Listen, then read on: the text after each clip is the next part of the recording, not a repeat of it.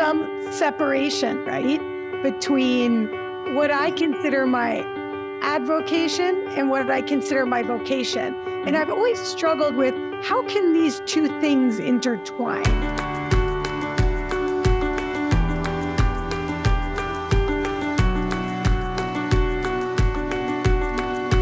Well, beautiful to see both of you. Hi, Katie.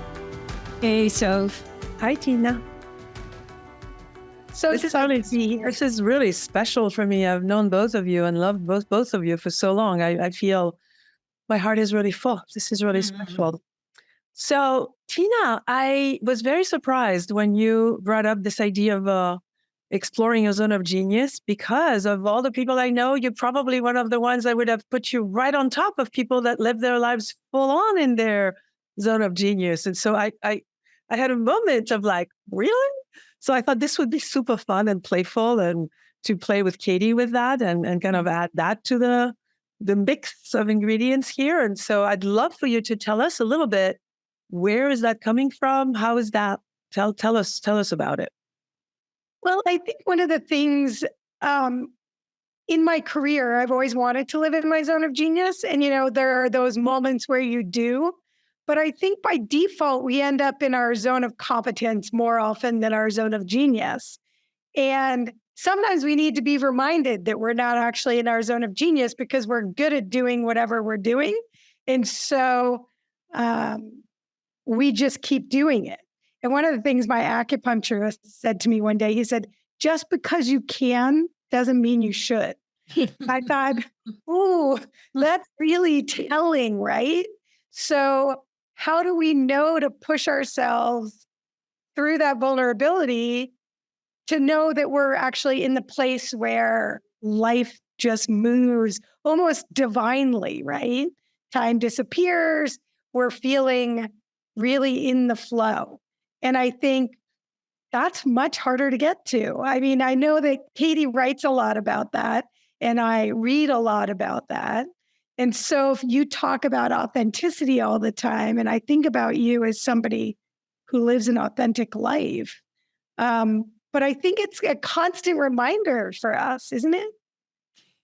Well, there are two things that really strike me. The first one is I would think it would be valuable to have a discussion about what you're calling slipping into competence. And I'm guessing that you get caught in your zone of excellence, not your zone of competence. So I'm guessing that you get caught in what you do really well and that you get rewarded for, and that people praise you for it or say, oh, can you do more of that because you're so good at it? But that ultimately the trap of excellence is that it's not ultimately satisfying. You can get the kudos, but the joy of creating and being in your zone of genius is it really transcends getting kudos from others because you're in the source, as you were describing. And the other thing I was wondering about is, what's this we business? Why I don't hear you saying I, and I just wonder about that. You claiming your own experience, because when I experience people going into we, it's they separate themselves a little bit, and it reminded me of the James Joyce quote that we use: Mr. Duffy lived a short distance from his body. And so I was wondering in that moment if you just separate yourself from you in some way. Yeah, I think that that's a really interesting point. I think because so much of what I do for a living is with teams, so I am oriented towards the we rather than I. But also because I think that that's an avoidance tactic, right? If I'm not saying I, then maybe I'm not wholly responsible. Yeah, you can kind of slip out of the responsibility zone there by going, we. No, Right, it's not me, it's we. We as people. Right. People, and you know how people are. And yeah. Yeah. So when you locate yourself in you, what I want, what I do, when you think about your genius, what is it that you love to do where time disappears? What are some of the qualities that you notice? Yeah. So for me, I've always worked in a sales capacity, running teams mostly. And I think the place for me where time disappears is when I'm deep in the strategy with a member of my team, Mm. where we're thinking about the deal and strategizing where their zone of genius might be. I joke that I have two superpowers as a sales leader. It's, to know which salesperson's really going to perform and sleeping on airplanes. And that's really, who That was would very really helpful. decimated one, made it not so important. Um, it's that getting in there and bringing out somebody else's genius. And I Oh, love that part. I love that. And I always liken it to being from an intrusive Italian family where you really get into like who's good at what. You're a little bit meddlesome. yeah, you're a little bit up in other people's grills. Yeah. Yeah. And what I was thinking of as you were saying that is that there's individual genius. Like I think of Gay as sourcing straight from the universe, and that just comes out through his typing or through his pen. And I consider my genius much more comes forward in the presence of other people. Mm. So in the interaction with others draws forth the loving to collaborate and to see what's emerging. And just what I'm doing with you right now is gives me great joy. And my sense is that your genius is more collaborative, that it shows up in relationship. Absolutely. And I've always joked that my greatest learning has come through relationship, whether it's loving relationships or the relationship with my son or, platonic relationships, work relationships. And I think for me, I'm an Enneagram 7, like very deeply Enneagram 7. And it's so much in that play with other people. And, if it's not quote unquote fun, I get distracted. Yeah, I'm out of Yeah. here. Yeah, in some way or another. Yeah. So change and transformation and opening up to the unknown and having an adventure. Those are all for those of you who are not familiar with Enneagram. That would be, sort of a short description of a seven. The loving change and really noticing and also being comfortable in the unknown. I'm guessing that that's one of the aspects that is a superpower for you, that you can easily step into the unknown and that actually energizes you. Yes, I think that I exist very well in the nebulous, which can be good for innovation and technology and startup life. Um, yeah, I don't think there has to be a whole lot of structure for me to thrive. Yes. And it sounds like you carry your structure more inside yourself. Rather than looking for it externally. Yeah. The so you would really thrive with teams. And what about all of that is still challenging for you, where it sounds like you said you slip into competence, or what I would call probably your zone of excellence. So I'm wondering too, when Gay and I have been working on how people can live more in their zone of genius. Most people don't spend very much time in their zone of genius at all. And so the first request is to spend 50% or more of your time in your zone of genius. And so I'm just wondering, where are you in your percentage of time in genius, in any given day or week or, period of time? I think it vacillates depending at the task at hand, right? Um, but I would say 50% would be lovely. Okay, so you don't really experientially, you wouldn't say it was quite up to 50% I yet, would say right? that is definitely the goal. Okay.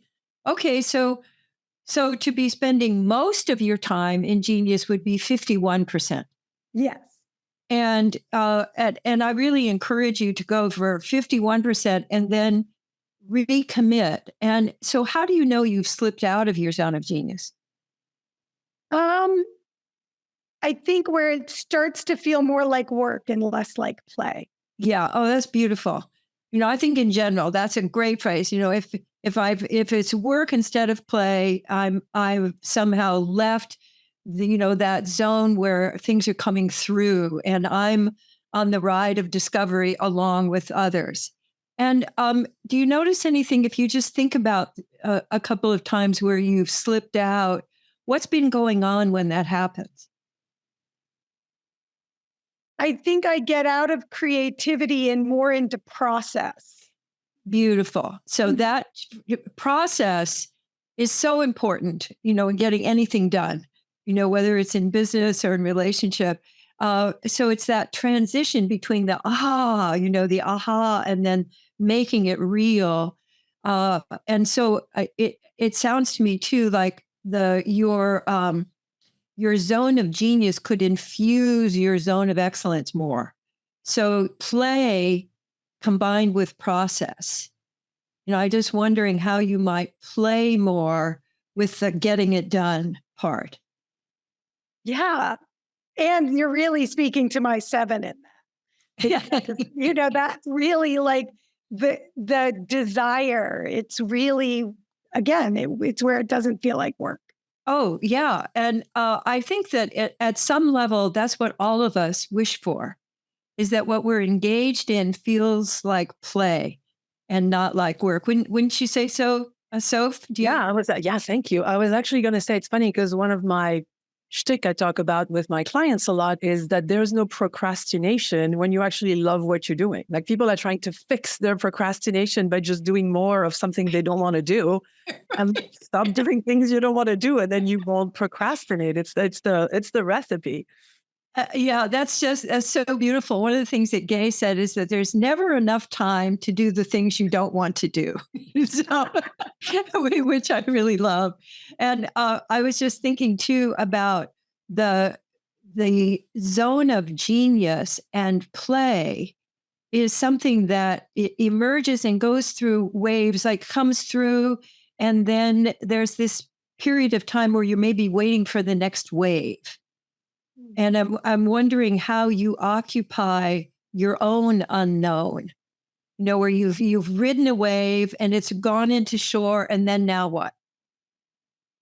Yeah, I think that's a really important thing. I think what happens is I bury myself in the mundane, and then it doesn't actually help me to get back to the zone of genius. It helps me to get to more process and live in that zone of excellence or even competence. Yeah. And so the reminder, I think, to push towards what we know is possible rather than what's right in front of us. All right. And then you just went into we. So I'm wondering if you came Because back. I don't want to take responsibility for that. Yeah, I think that's a great clue to let you know that you've reached an edge for yourself, a learning edge that, so you're not located in yourself anymore. You're located in in that we space, which is reliable for you, and that sounds like a fine place to let yourself rest, but it's not going to be a learning edge for you because it sounds like the genius edge is how can I bring play into more and more aspects of my day-to-day life? Yes. Yes. Because when you play, I can hear it in you, and your face lights up with play. And the I was just thinking also of Heraclitus as their Greek philosopher. The 53rd fragment of Heraclitus is the universe is like a child at play with colored balls, Hmm. which I just love. It's really a kind of a central kind of mantra for me. And if I'm not playing, I look at where have I gotten serious or attached to an outcome, or maybe, I'm wondering if for you it is if you're not getting input from others, then you can collaborate with where does that come from? Yeah, I think that one of the things in the world where I live, right, in tech and big business sometimes, is that the misnomer that it has to be really serious, that it's, it's business. To be important, to be valuable. And I do think for we playful people, which I consider all three of us, leading with play. We for that. Yes, we can use we for that because it is 1, 2, 3, we, me, you, us. and and running up against that, really almost on a daily level that, for a long time, life is hard. Work is hard. Work is serious. If you're doing something valuable, if you guys are just playing around over there, come here and do the important stuff. So encountering other people seeing you as maybe not serious or not valuable. Yeah, and not professional. I mean, there's all these stories around it, right? That it looks a certain way or that achievement, comes across only that way of being very serious and formal. Yes. And in my opinion, it also fosters the continuation of problems, rather than collaboration and solutions and new frameworks. Because if a serious problem is happening and I make a solution to it, then I've done something valuable. But if we're all just playing and something happens, that was just a mistake. Right, right. Yeah. I think one of the things that maybe because with COVID, we were all sequestered in our homes, right? And so we had to find other ways to interact. We weren't having coffee together. We weren't at the water cooler. We didn't grab lunch.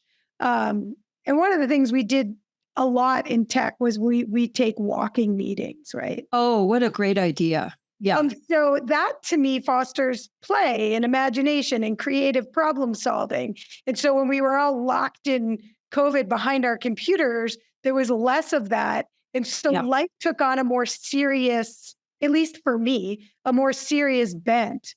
And it made it harder, I think, to get into that creative play. Oh, yeah, I totally agree. I spent a lot of consideration about how I could bring movement into the on-screen experience so that people would have the opportunity to relate with each other in that way. And my sense is that the one of the things to know is that science is with you, in that play actually works much better than work.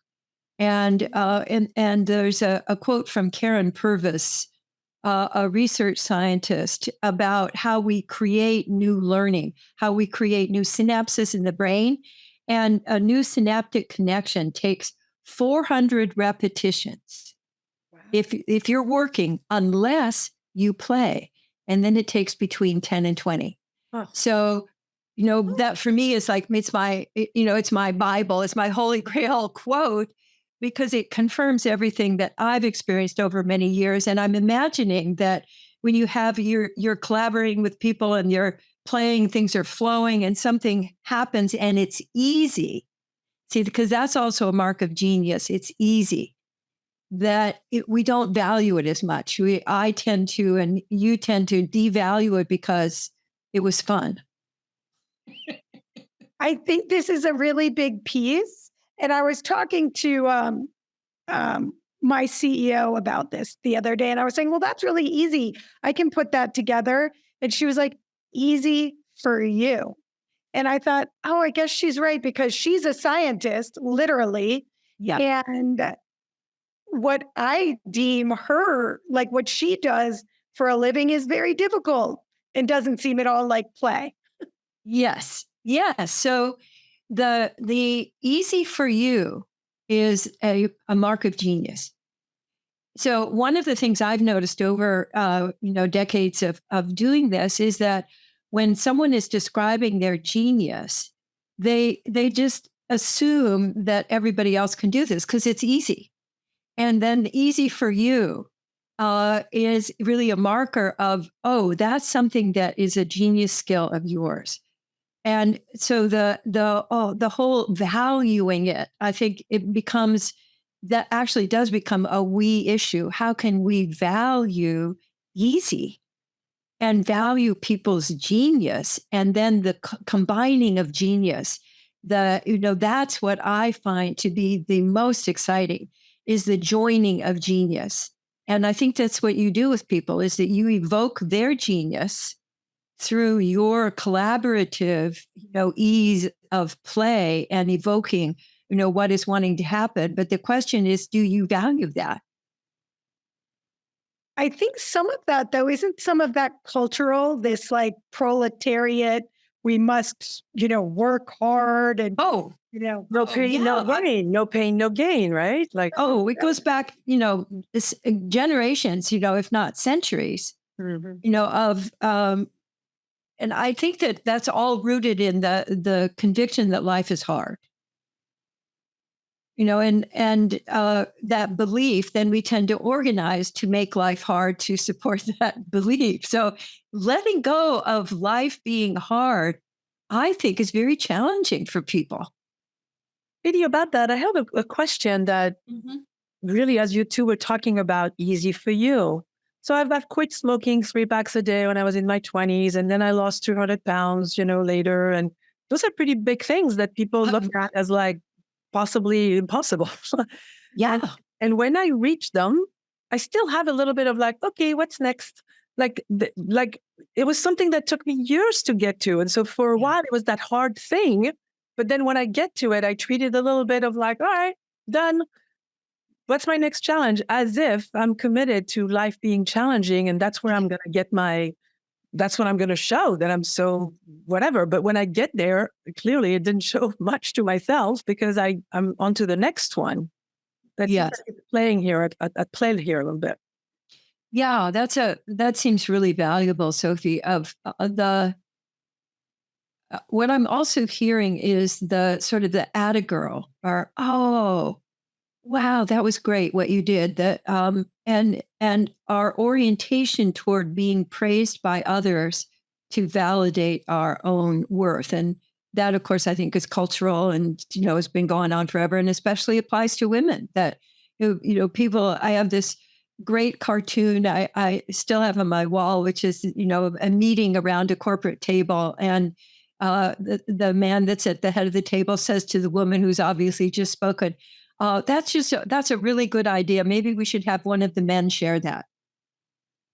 So the whole cultural attitude of, if you've done something innovative, it's an anomaly, or it's something that we should have it. Now let's make this serious. You've got a really good idea. Now let's make it serious and hard so that it can be valuable.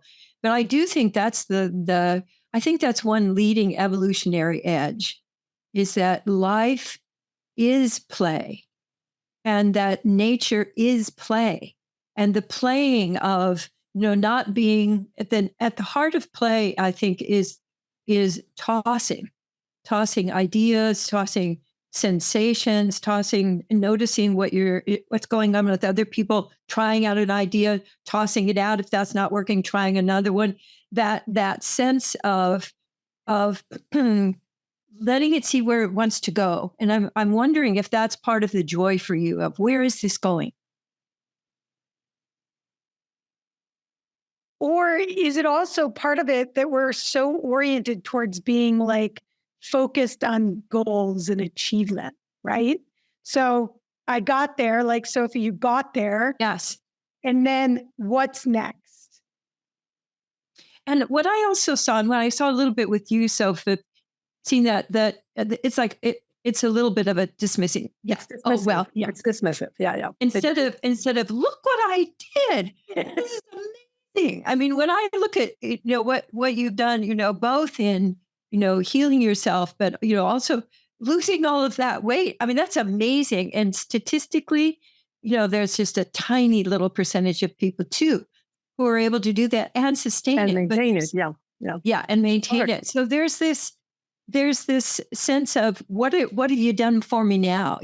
What have you achieved lately? Rather than, wow, that was taking a moment to celebrate and to acknowledge that that something really wonderful happened.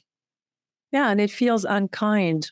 It feels like if I was a little girl who just did this amazing thing and I'd walk in and I'd be like, "Blech, next, what are you doing next? What are you proving to me?" Yeah. Well, that was good, but what are you doing now? Yeah, and I think so much of our society runs that way. Also in the creative arts, or like in film, you're only as good as your last film. Yeah. And what are you doing now? And what are you? So the sense of achievement, I think, takes people out of their zone of genius, and at least dumps them in excellence, if not competence. Because there isn't that sense of expanding and moving into continuous enjoyment of the process. I was going to ask you, Tina, because I know more of your life. Like, this is someone who just purchased this place in Portugal to build this magnificent potential retreat place that we actually Mm. dreamed up we would go and spend some time. And certainly the energy when you talk about that feels very lit up. And so I'm curious to also, do you see parts of your life as like, well, this is where I play and this is where I work? Because clearly, I mean, again, you're one of the most playful people I know. So here we are kind of like, and Katie, off screen earlier, you were talking about how sometimes it's so easy to see someone else's genius. Like I see certainly both of yours so deeply, and I see mine. I definitely see mine. But it's so easy to be like, oh, wow, here's someone who actually has taken on, sure, let's go to the other side of the world and build this castle thing. Why not? Easy for Tina, right? Well, I do. I think, Sophie, there's some separation, right? Between what we consider what I consider my advocation and what I consider my vocation. And Mhm. I've always struggled with how can these two things intertwine? And that's, I think, Katie, to your point, that's Yeah. play, right? Yeah. But because I've worked in a sales capacity or go to market, there's always the next quarter, the next quota. What are you doing for me now? Great. The team did great, Tina. What's next quarter look like? So there's that, which keeps you in excellence Yeah. and can be less playful because there's a lot of pressure. Although my teams would probably argue that I like a fair amount of play. I bet they would. I was just getting both for you, Soph, and you, Tina, in that when you were saying that, Tina, I felt my breath stop. Mhm. So that, what's next? So there isn't that, that experience of really taking in and settling and locating and really claiming, here's what we did, that moment of celebration. And there's also science on if you celebrate those markers, that you actually foster more creativity than if you wait until you've conquered the mountain. So if you celebrate the markers along the way, it really fosters more play, and more accomplishment. So my guess is that's really the evolutionary edge for you, is letting those dance together, the celebration, play, and moving forward, but not jumping over the the ta-da. It would be great to have some kind of a little celebration that is a whole body kind of thing that you could do. Well, it's interesting. I brought a ginormous gong down to the office. A gong, like A a gong, like a massive gong. And I think the CEO, she's lovely and so smart. And she thought when I said, I'm going to bring a gong. So every time we close a deal, we get to hit the gong. And I think she thought I was bringing a gong you put on your desk. Right. And I walked in with this massive gong that is like, you need two hands to swing the mallet at this gong. And it's become quite a thing that every time somebody closes a deal, big or small, that person hits the gong. That's so beautiful because the sound reverberates through everybody. And so they're having a physical experience of the celebration, not just an intellectual one. So that's quite a brilliant move. And I think also an expression of your genius. Well, it was quite funny because everyone on the entire floor hears the gong. Exactly. Probably Exactly. the building has a little shake when it happens. Or is that earthquake that just came through? Yeah, so that's a lovely example of the combining that I think is going to give you more of an ongoing experience of the value of your genius, but also the experience of your own genius. That you don't just go, oh, that, which I think is such a tendency for is, oh, that thing. And it's part of it's easy for you. But to let yourself celebrate ease, I think is also a great model for, especially a sales force where they're always, I can't have any fun because I haven't met my quota. Yes. That's also part of my shtick has always been monthly competitions. Like the first one to close a deal gets, whether it's a gift card or the biggest deal of the month and it, every month this isn't my last gig, my boss would say, what are you doing this month? Because he knew like it was my thing. I like to have it be playful and fun. And Yes. we got, you get a lot more out of people. Well, that acknowledgement that of joy, of play, of connection is really, I think, where the work gets done. It doesn't get done by keeping your nose to the grindstone. That's just, I think, all part of the pose of we're doing very serious, important work here. Yes. The thing I was sticking to, Katie, when you were talking about acknowledging, like I imagine myself being like, oh, look at me, I lost this weight and I blah, blah, blah, all day. Like I would want to smack me in the face though. There's something, there's a balance where internal, and I think the breath was the key when you said to Tina, the way you described okay, I'm done next, what's next. I love the celebration and I feel incredibly honored that my body participated and we together did this incredible thing. But I also kind of I think, where's humility? Where is pride to, there's a line here that I'd love to hear because that's a big one for me. It plays out everywhere, Well, I think that's entirely cultural. Yeah. I think it's part of the upper limit problem. Just don't be so full of yourself. Other people have done important things. Mm-hmm. You've had 5 seconds now. Let's move on. The whole, pride, I think, is the external, the culture controlling you. Because, what if you just celebrated yourself? What if you just thought you were just the biggest, thing that's ever come down down the pike? And that's how you went around. People would be, that sense of, I think it's totally an upper limit problem. And I would love to see us all be celebrating what I call our muchness, your muchness, like your ability to do that. So for over a period of time, and then you give yourself like maybe 2 seconds of celebration, and then on the end of that, close it down. Because what I see you do is like make yourself smaller at the end of that, so you don't threaten anybody. Yeah. So I think this is actually revolutionary, especially for women, because we're supposed to modulate to everybody else and adapt. And how is everybody else in making sure that I'm not making myself bigger or more important than anybody else? And that monitoring, I think, takes away from the joy of celebrating genius and celebrating others' genius all together. We dance together in genius rather than in, don't be too much. When you asked earlier, Tina, when you asked Tina, the percentage, is the goal to get to just 100%? Like, is there? Well, I would say I would start with committing to spending most of your time in your genius. So there's also getting yourself around from place to place. There's the laundry. There's there's all of the stuff of life.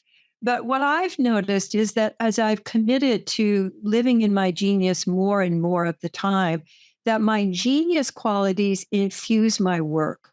My genius qualities then infuse my, taking the trash out and the things that need to be done every day, so that I experience the flow of creativity more and more during the day. So just in percentages for, since you work in sales, percentages are very important. And, in assessing how are we doing. So I think, and there are also different thinking styles. But for me, it's really a committing to spend uh, most of my time and then more of my time. And I would say now I'm at probably 90% because there's stuff, that happens. And, like we've had in the last couple of months, practically everything in our house is broken. And so taking care of, and getting the people to come and but again, the qualities of collaborating with others and being able to and appreciating them has made that more easeful, even though it's stuff that has to get done. Hey, did you think it would be helpful for people? We're getting to wrapping up a little bit. Do you think it'd be helpful to know, to identify what is like the way you were asking Tina at the beginning, like, when am I in my zone of genius? Do I know how I get out of my zone of genius? Like, it sounds like a really cool end of year kind of, or beginning of the year, spend some time with I think that's a great, like how do I know I'm in my genius? And the distillation of that is I'm doing something I love to do. And it's almost always something I've always loved to do. Mhm. And when I'm engaged in it, time disappears. So for me, also, when I'm engaged in it, at the end of that period of time, I'm more energetic than I was when I started. So for me, does it give me energy? And then the other element is it making a contribution? Because my sense is that that's also really important to you. It's important to me because I want to be of service. And so if when I'm in my genius, I can be enjoying what I'm doing and be of service. And I also find it really valuable to look at how do I know I've slipped out? And what are the challenges that have me go more toward excellence or competence or maybe even incompetence? Because, I might feel like, oh, I have to learn how to do this before I can be ingenious. I have to do something I hate to do and get good at it before I can enjoy my genius. I have to have my vegetables first. But what if you could just live in your zone of genius and then magnetize other people around you to live in their zone of genius? And then you have an interrelating, genius orchestra that's going on. Isn't that fun? Delicious, Tina? Do you want to play on that theme? I am living when she said Katie, when you said the orchestra, I mean, I can envision that as a Agreed. magical space, right? I totally magical and totally possible. I love how every opportunity that's one of your geniuses, Katie. Like, I feel blanketed by you. Like, there's never a sense of like, oh, I said something wrong, or I should say it that way. There's just and you bring me in, and yet you add a little and very possible on top of magical. Oh, I love that. It's like a little peekaboo. Oh, Impossible. so much, because magical, it's interesting actually, Tina. Magical has a little bit of, oh, it's magical. It's like only for unicorns, when it's magical and very possible. Yeah. Perfect. Beautiful. Anybody wants to add anything before we take a breath and be done for today? I'm going to think about that 90%. They gave The salesperson in her. She's like 50. Go. 50, 90. Oh, man. My sales brain went, that's a lot more percentage. Yeah, it is a lot more percentage. And it only took me, probably 20 years to go from 50 to 90. So just to give a sense of the real world day to day. But the big what was just occurring to me, I appreciate the question, Sophie, which it just emerged. So I'll just say it was the me first. I think that supporting what do I want right now? What would be nourishing for me? What would give me most joy right now? That me first, and then letting that overflow, share with other people and ripple out to other people.